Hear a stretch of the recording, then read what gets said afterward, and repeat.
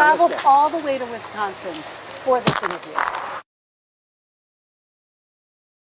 Do you think it's appropriate that they have an election and 5 days later they're nowhere close to picking a winner? State and local officials acknowledge they are slow. They're urging. No, they're crooked. They're urging the votes to be counted quickly. That's how they vote in California. They're crooked, just like you're crooked. Your press is crooked, and Meet the Press is crooked. To be fair, I'm not crooked, but let's really. Let's well, continue. You play right into their hands. Let's continue. You're either crooked or you're stupid. You play continue. right into their hands with this rap. You know that these elections are rigged. Your network knows that they're rigged. You know that I won an election in a landslide, and I got 94% bad press. But, Mr. President, you know why I got that?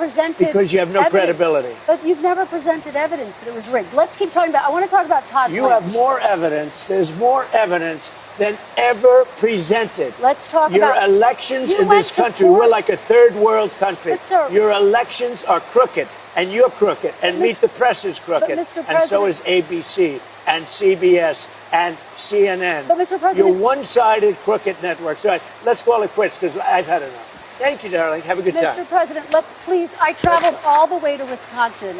I've sat in the rain with you. I know. I've sat in the rain all the with way you to for an Wisconsin. hour, on and off in the rain, and I've given you enough time.